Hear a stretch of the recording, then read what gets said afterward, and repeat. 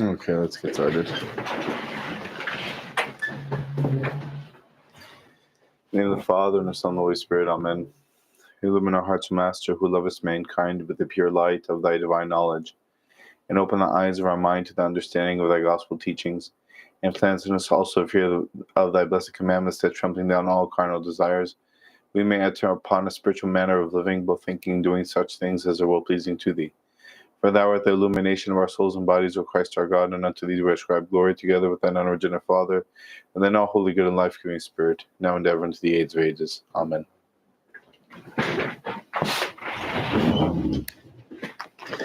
Good morning, everyone. Sorry for the later start today. But we're going to continue our Bible study on the Epistle of St. James. We're picking up today on verse 13 in chapter 4 of the Epistle. And as a reminder, we're reading the scriptures, specifically using the Orthodox Study Bible, and we read alongside the scriptures the commentaries of the Holy Church Fathers to give our understanding of how the Church has understood the text that we're reading, how it was received by the Church, and how the Church has continued to hold on to it. And so we've been using specifically commentaries compiled by Archbishop Dmitry Royster from St. Vladimir Seminary Press, and he grabs from several church fathers and also helps break down certain sections, providing commentaries on the Epistle. The St. James translated, I should say, from Greek by St. Nikodemos of the Holy Mountain. And St. Nikodemos in his commentaries was also grabbing from various other fathers.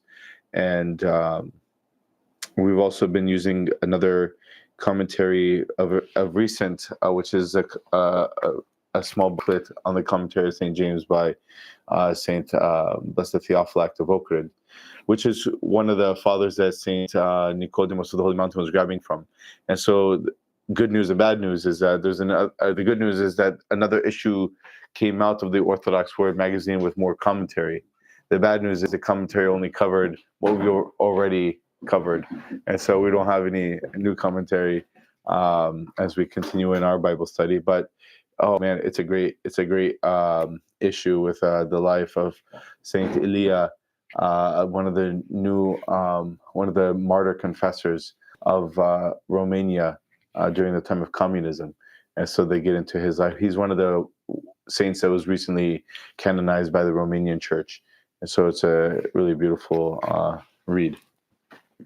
So we'll pick up today, as I said, in on verse 13 in chapter 4. And I'll ask Reader James here if you can read. If you could start from verse 12, because we're going to actually finish up the commentary on verse 12 from last week, and then we'll continue on the rest. There is one lawgiver who is able to save and to destroy. Who are you to judge another? Come now, you say, today or tomorrow we will go to such and such a city, spend a year there, buy and sell, and make a profit. Whereas you do not know what will happen tomorrow. For what is your life? It is even a vapor that appears for a little time and then vanishes away. Instead, you ought to say, if the Lord wills, we shall live and do this or that. But now you boast in your arrogance. All such boasting is evil. Therefore, to him who knows to do good and does not do it, to him it is sin. Okay, thank you. So finishing up from our study two Fridays ago, 2 weeks ago, we were looking at verses 11 through 11 and 12, and I should have had you read also verse 11, where St. James writes, "Do not speak evil of one another. He who speaks evil of a brother and judges his brother speaks evil of the law and judges the law." And we Archbishop Dmitry finishes his commentary on those two verses by speaking to the word in Greek, which is translated to speak evil. So he says the word translated speak evil, kataleo, occurs in the New Testament only in this verse, verse 11, and twice in St. Peter's first epistle, in chapter 2, verse 12, and chapter 3, verse 16. However, we find it a number of times in the Old Testament. In Numbers 12:8, it is the Lord himself who accuses Miriam and Aaron of speaking against Moses, who had beheld the glory of God. And in chapter 21, verses 5 and 7, we read that the people spoke against God and against Moses. In verse 7, they admitted and asked Moses to pray that they may be delivered from their punishment, the curse of fiery serpents. In Job 19:3, we find the quote-unquote favorite of God complaining that his friends have reproached or spoken against him. In the Psalms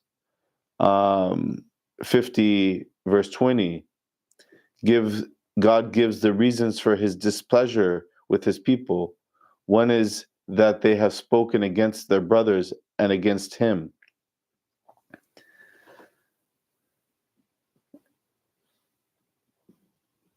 And then here it says, in several other Psalms, and also in Proverbs, and in the book of Hosea and Micah, the related noun katalalia is listed among the vices that must be set aside by Christians in view of their new life in Christ. And here it also notes that in 1 Peter chapter 2, verse 1, and in 2 Corinthians chapter 12, verse 20, it is translated in the King James Version as backbiting. So all that to point out, for our sake, when we hear about speaking evil, speaking against, we as Christians have to be careful about our speech and how we use our speech. This gift of God that is used to glorify him. And of course, we know, as we've been reading from the Epistle of St. James, he's given a lot of attention to the speech of the Christian and having the godly wisdom in opposed to the worldly wisdom or the kind of the demonic wisdom. And in that godly wisdom, there's no place for speaking evil and speaking against the ways of God, and how destructive that is, and how that has no place in the Christian life. Continuing now to verses 13 and 14. Come now, you who say, today or tomorrow we will go to such and such a city, spend a year there, buy and sell, and make a profit. Whereas you do not know what will happen tomorrow. For what is your life? It is even a vapor that appears for a little time and then vanishes away. While these words were no doubt addressed to rich merchants in general, or to certain ones known to the saints, and since it is doubtful that there were any such among the recipients of his letter, he apparently deems them to be of value to anyone who has undertaken to follow Christ's way. Some 20 centuries of experience have shown us that Christians are capable not only of being tempted by greed and covetousness, but also can abuse their religion when they make it justify their evil conduct. Such double-mindedness and friendship with the world can lead them to think that there is no conflict between their laying up treasures for the future and their hope of life eternal. In a call for self-examination and confession, when the people of his flock turned to him for an explanation of why God permitted the misfortunes, droughts, plague, and hailstorms which they had suffered, St. Gregory of Nazianzus, in his oration on his father's silence, lists some of their offenses against the way of life called for by the gospel.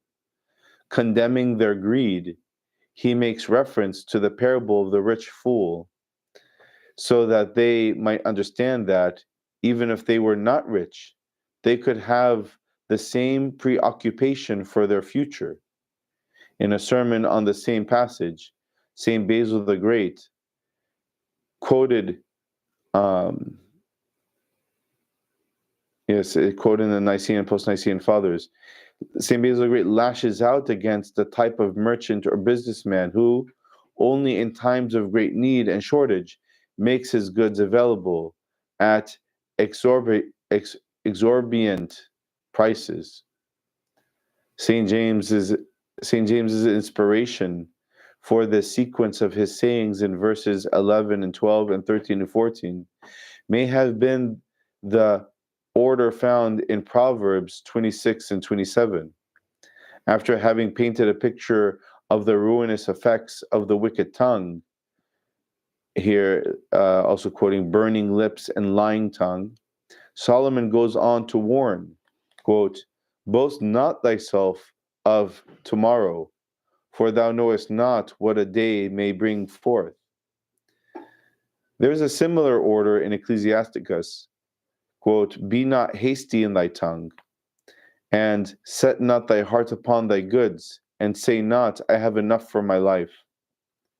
And, quote, "Set not thine heart upon good unjustly gotten, for they shall not profit thee in the day of calamity." Whether or not there was any connection in the apostle's mind between the wicked lying tongue and an ill-conceived expectation of the morrow or future, we cannot know of a certainty. But we might consider that if, quote, "the friendship with this world," unquote, with its resulting strife and lust, produces warring and fighting and disregard for one's neighbor, so also those traitors, friends of this world, whose only goal is their own gain, spare no effort to attain it, even at the expense of the poor and underprivileged. That one's life is a vapor that appeareth for a little time and then vanishes away, is a thought expressed in various ways in the Old Testament. For example, Job chapter 7, verse 7, in his anguish, expressing a desire for death, ponders the duration of life. Quote, "Oh, remember that my life is a breath. Mine eye shall no more see good," unquote. In Psalm 90, verses 9 through 10, where life is compared to a spider's web. In Psalm 39, 6, we find, "Surely man walks in an image, nay, he is disquieted in vain. He lays up treasures and knows not for whom he shall gather them," unquote. While a godly man knows that the brief time allotted to him must be redeemed, in St. Paul's words in Ephesians 5:16, by carrying out the will of God for him. The unbeliever's awareness of life's fragility, and short duration often leads him to wanton, uncontrolled speech, to excess and self-indulgence, and ultimately to oppression of the needy. Thus we find in the wisdom of Solomon, quote, "Our life is short and tedious. We are born at all adventure. After our end there is no returning. Our life shall pass away as the trace of a cloud, and shall be dispersed as a mist. Come, let us enjoy the good things that are present. Let us fill ourselves with costly wine. Let us oppress the poor, righteous. Spare not the widow, for the righteous is clean, contrary to our doings." So all this, that was the entire commentary. I wanted to go through it all because it's really kind of emphasizing the same thing over and over again, or looking at this verse, kind of really hitting home on the subject matter that's presented before us, which is a tough one for most people, a tough one for many Americans. Planning for tomorrow. planning for tomorrow, and also in the connection of this to what we just read in verses 11 and 12, the speaking evil and cutting down people and whatnot. So what is our life as a Christian? What is our life today and tomorrow? And are we not always seeking to be present with God now and to act now in the ways of God and what He's called us to? What are your reflections on this, or your questions on this from what we've read? I don't want it to steer a little too far off topic. Yeah. I actually have two. Number one, if the Lord wills, is this why in Orthodoxy they'll say God willing? They'll say God willing. I noticed that. It's like, oh yeah, you want to. It's something simple like, oh, you want to go to the park tomorrow or something like that. Yeah, the Lord, God willing. Yeah. It sounds like. But in reading the saints, I do notice like a distinction in tone and assurance with the New Testament scripture, because it almost sounds like Paul and Peter. They sound sure, like they always sound sure, like in their salvation. And I know salvation is a process, but they always sound sure. But in reading the saints, they almost sound unsure, to the point it's like if they were to die right now, they would know that they're making. I mean, from a carnal perspective, like, yeah, you're gonna make it. You'll know them by their fruit, but they almost don't even know, like in the very moment, like, oh yeah, united to Christ. But I mean, everybody can see that, yeah, you are united to Christ. So, what is the reason for that change in just how they're viewing their relationship with God and kind of explaining it to everybody? Yeah, even we just read on Wednesday night, right, about St. Paul, and he says, like, I've finished the course, I've kept the commandments. In what we see in the apostles was such a purity and clarity of sight, such a purified nous, that no evil existed for them. Their eyes were fully on Christ, and which was then what drove them and moved them. And so all they saw was Christ. They could not see evil. We also know, as the saints have described, about the continual, how would you describe, with time, of the degradation of human life. Generation and generation, we don't find those who are like the apostles or those who are like the early fathers and saints. There are little, we find, holy ones here and there, but it's not to the same degree. And we also see, how the fathers see, like, even in the Christian life, like, how man has become so ensnared by his passions, that the expectation of a Christian today is in a way different. Not that they're not called to the same thing, but they see how much more difficult it is for a Christian today, to some degree, than a Christian in regards to certain passions and sins and whatnot. Some fathers have even said, in the last days, it'll be enough just to remain a Christian, because of how difficult things will be. And so, hearing all these things, we come to understand, like, that level of purity that the apostles had and their disciples, but also as the generations went on, the recognition of,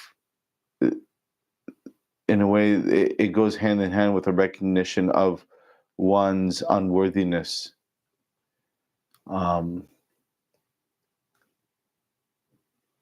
Yet, yet trusting in God's mercy. So there's this balance in what we can take from that to ourselves, is that seeing the lives of the saints, I'm nowhere near what they've lived. I like, what can I compare myself to? I don't even come close to the purity that they had. So that would be, my reflection on this is recognizing these things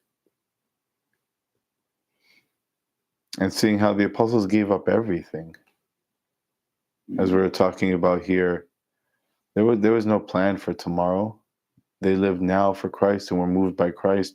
And if tomorrow came, they were, they gave that day to the Lord and served Him fully.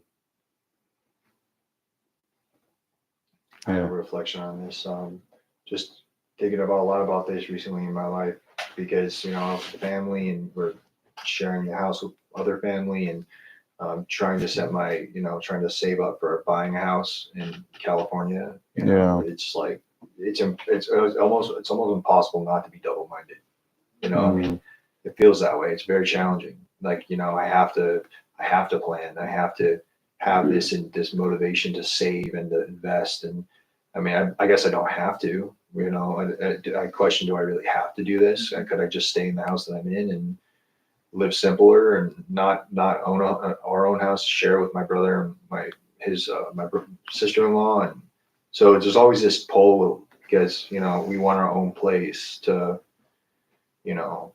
balance between. And then when I find that, like, whenever the motivation is in earning money, then there's always going to be things that pop up that are potentially unethical, that are temptations.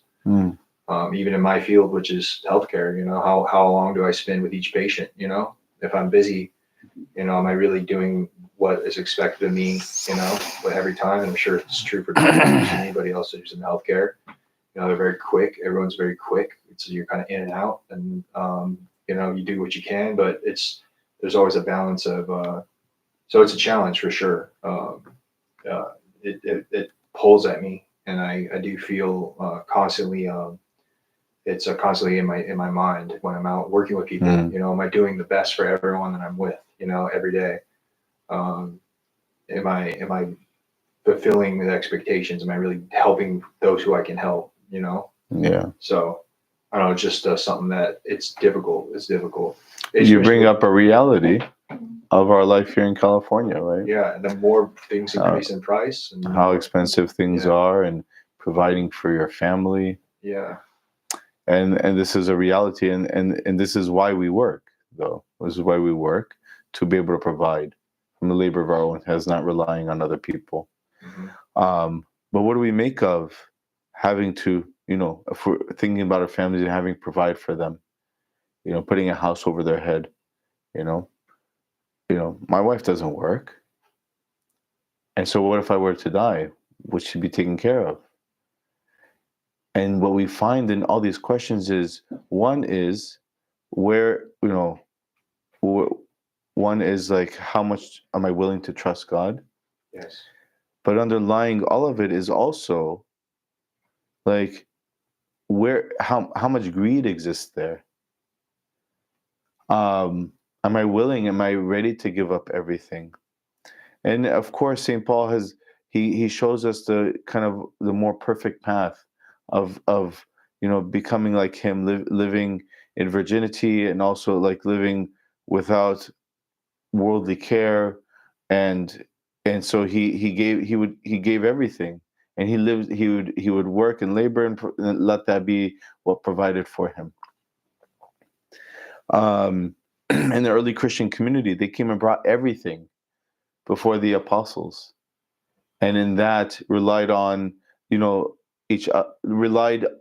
from their work, that God would just provide what they needed, not for them to provide in a way like to like keep building up what they think they need, but would lay it all at the feet of the apostles and would receive their provision, trusting that would be what was needed and enough. I mean, what did they do by doing that? They built up the church. They built up the community. They provided for those who couldn't provide, enough for themselves because of maybe their work. Maybe they were building tents while the other was, fixing shoes. But maybe the one fixing shoes wasn't enough to, put food on his plate on his own. But like, because the other one, they all had the same amount. Now that because of the, the greed, and the passions of humans, that wasn't sustainable. But we're still called to that example. The monasteries continuing that example. They give of everything, and then they all labor for the sake, for drawing near to Christ. But even in giving up everything to follow Christ, one's heart might still be greedy. And so, there's a deeper. One could have many possessions from their work, but not be attached to them. There's a big difference there. Yeah. And this is important to understand also. Like, a big part of this is, what is our relationship to what we have? Because yes, we might be, and it might be a necessity in our life in this world, that we do have to save up to buy a home to be able to provide for the family. But what if a need is presented in front of me? What do I do with that? Oh no, I can't feed you today. I have to buy a house for my family. No, God, we believe that whatever God put, whatever comes before us, is God putting it before us. It's Christ Himself approaching us. And so we provide for the needs that are presented, trusting that whatever is needed to be had will be had. Does that make sense? Yeah, it does. And I've shared this story before, and I love it because it's always inspired me. The story of Father Elias Bitar. Do you all remember me sharing about this priest? Father Elias Bitar was a priest of our archdiocese in New Jersey, and when I was in seminary in New York, I was assigned as a seminarian to serve at his parish, and so every seminarian is assigned to a different parish. And so, and I knew him from before because I knew his kids, and I was good friends with them. But Father Elias would always take me and then other seminarians. He like just always take us out to like the diner, and buy us food. Would always put cash in our pockets, and like Father Elias lived in the parish house, which means that on the church property, something like this is, we use it as offices, but like in some places it's an actual house that belongs to the church, and the priest lives there, which means that he's not building equity. Right? He gets paid probably less because he doesn't need to pay for a house, but he doesn't own it. So Father Elias, because started to go blind, and because he started to go blind, I mean, somebody can't serve as the priest anymore, and they need another priest. And when you get another priest, where is he going to live? Well, Father Elias had to move out. And but look what happened over time before he started going blind. One of his daughters becomes a nun at the monastery. His wife got cancer. She died. He started going blind and couldn't serve anymore, so he had to move out of the parish house. But his daughter at the monastery, with the Yonasa, asked him please to come and live with them at the monastery. He didn't have to provide for his wife anymore. She had passed away. God took her. And then he was then living at the monastery, not having to worry about having, what he needed. And he would, as much as he knew from memory, because he had a beautiful voice as well, he would chant services for them. And lead basic prayers for them as he could from his memory. And it was a beautiful thing. And then he died there. And he's buried there at the monastery. I mean, he never once worried about what he was going to do, in the future. He just gave now to, those he saw in need. What an inspiration. And so we come to think about this because as Archbishop Dmitry points out here for us, making the connection between evil speech and this planning for tomorrow, that in our concern for tomorrow, for ourselves, what do we tend to do in that survival of the fittest mode? We have to make sure no one else causes me to not survive, and we then are inclined to hurt others or to put others down, to chop others at the legs, just in order to be able to make sure I have tomorrow. And there we see the connection to these things. Whereas for the Christian, what's tomorrow for us? Tomorrow is death, and right now is life. And so now I live for Christ, not knowing if there will be a tomorrow. In fact, considering that today is my last day and there's not a tomorrow, I start investing now for the kingdom. And we live in that way, whatever that might look like, wherever our heart is able to fathom and to do with that. Yes. Going back to the topic of sometimes I try to work hard at my job and try to be the best because I know that my family is dependent on that as well. But sometimes it's hard to not think of tomorrow when you have a family dependent. Because if it were up to me, I'd be like, I just live like a normal life and not care too much about it. But I think it's having that person being dependent on you that makes you want to push to be the best, I guess. I don't know if I'm making sense. So how do I go about that? Let me speak to Michael. Can you pull the blinds down? Your eyes are glowing again. You see how Jesse started sitting here and not over there anymore? Just pull it. Here, but not as hard as she did. I know. Thank you. That turn. You just turn it to turn it. Oh, this? Yeah. Or to make the blinds. Oh, Yeah. That's probably good now. Okay. Yeah. Better? Yeah, it's good. Okay. Thank you. Yeah. So there's two levels of your question, and first is the quality of our work. We as Christians always work hard no matter what, because we are seeking to not make it about ourselves but about our offering. And so whatever task we have, we do our best in it, and we should work hard. And we should seek to be the best at what we do, not in the sense of making sure no one else is better. This is often one approach to becoming the best, is making sure no one gets better than me by putting them down. But no, by laboring as hard as I can, doing the best that I can. And if someone surpasses me, in fact, that's our joy. Because that's a brother or sister who's using their ability for in a beautiful way. Now, in caring for others, who's really caring for them? This is the question we have to ask. Who's caring really for my wife and my children?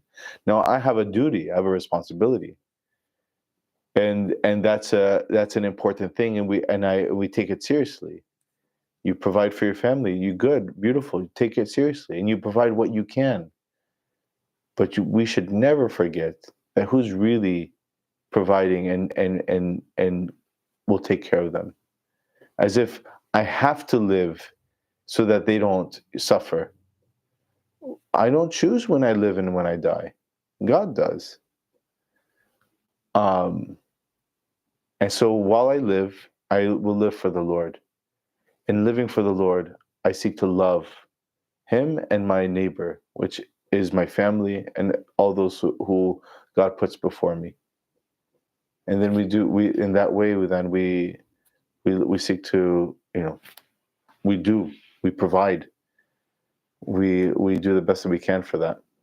But then we have to leave it in God's hands. Yeah. Even in seeing this, the fact that I can provide something is a source of thanksgiving. And And we should be in constant thanksgiving to God for all that He's provided for us and how He's continued to sustain us, even though we've been so greedy. You know? Yes. So going for like a promotion or like going to like working hard with that is not a bad thing, I guess. It's not, I just don't want it to be like prideful of me to want to get a promotion or want to get that bonus or want to get, you know, a salary raise or something. Yeah. So the question is again the disposition. Are you trying to say like I want my picture on the wall? No, yeah. You know what I mean? They're like, I want to be the employee of the month so that like my picture's there. No. But, you know, do I want to work hard? Yes. Will this working hard be able to help me provide more for my family? Great. To be able to do more? Great. It's a beautiful thing. And in doing so, you can provide for them more. Or, you know, your family having enough to be able to do more here or there also. You know? I mean, think about how churches are built, how the work of the Lord is done. It's by the labor of the people who go out and labor and bring their, you know, what they make back, so that, you know, the so that they're providing and contributing to the work of salvation. And so we have a responsibility in that way. Any other questions? We're going to stop there, and we're going to pick up on verse 15, not next Friday. No, actually, yes, next Friday we will be. And then we're getting close to Holy Week and Pascha, and there won't be Holy Week. We won't have, and Bright Week won't have Bible study. We'll pick up the week after that. So for those 2 weeks, we won't have Bible study, but we'll have Bible study up until then, and then afterwards. Let's stand and give thanks.